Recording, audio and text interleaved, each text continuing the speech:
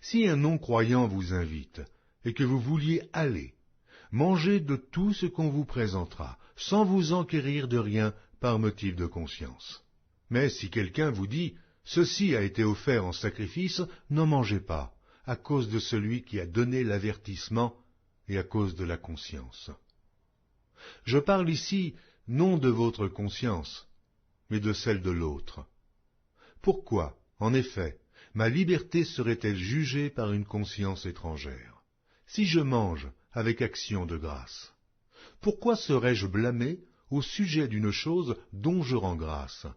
Soit donc que vous mangiez, soit que vous buviez, soit que vous fassiez quelque autre chose, faites tout pour la gloire de Dieu. Ne soyez en scandale ni aux Grecs, ni aux Juifs, ni à l'Église de Dieu, de la même manière que moi aussi je m'efforce en toutes choses de complaire à tous, cherchant non mon avantage, mais celui du plus grand nombre, afin qu'ils soient sauvés. Épître de Paul aux Corinthiens, chapitre 11. Soyez mes imitateurs, comme je le suis moi-même de Christ. Je vous loue de ce que vous vous souvenez de moi, à tous égards, et de ce que vous retenez mes instructions, telles que je vous les ai données. Je veux cependant que vous sachiez que Christ est le chef de tout homme, que l'homme est le chef de la femme, et que Dieu est le chef de Christ. Tout homme qui prie ou qui prophétise, la tête couverte, déshonore son chef. Toute femme, au contraire, qui prie ou qui prophétise, la tête non voilée, déshonore son chef. C'est comme si elle était rasée.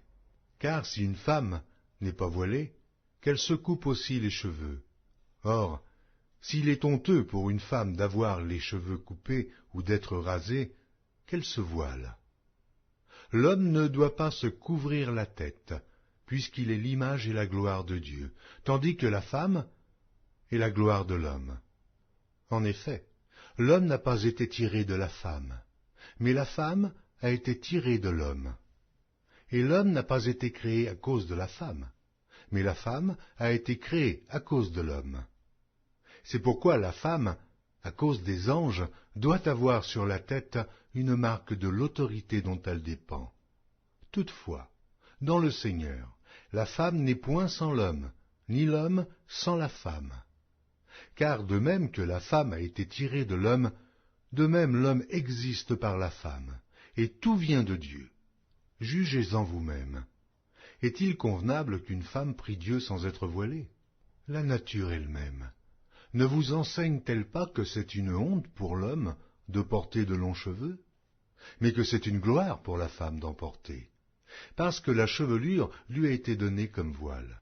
Si quelqu'un se plaît à contester, nous n'avons pas cette habitude, non plus que les églises de Dieu.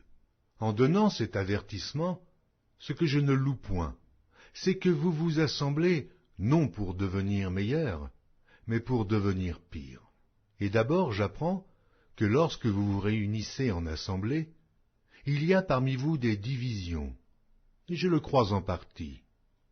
Car il faut qu'il y ait des sectes parmi vous, afin que ceux qui sont approuvés soient reconnus comme tels au milieu de vous. Lors donc que vous vous réunissez, ce n'est pas pour manger le repas du Seigneur, car quand on se met à table, chacun commence par prendre son propre repas, et l'un a faim, tandis que l'autre est ivre. N'avez-vous pas des maisons pour y manger et boire? Ou méprisez-vous l'Église de Dieu, et faites-vous honte à ceux qui n'ont rien? Que vous dirai-je? Vous louerai-je? En cela je ne vous loue point, car j'ai reçu du Seigneur ce que je vous ai enseigné. C'est que le Seigneur Jésus, dans la nuit où il fut livré, prit du pain, et, après avoir rendu grâce, le rompit et dit, « Ceci est mon corps, qui est rompu pour vous. Faites ceci en mémoire de moi. » De même, après avoir soupé, il prit la coupe et dit, « Cette coupe est la nouvelle alliance en mon sang. Faites ceci en mémoire de moi toutes les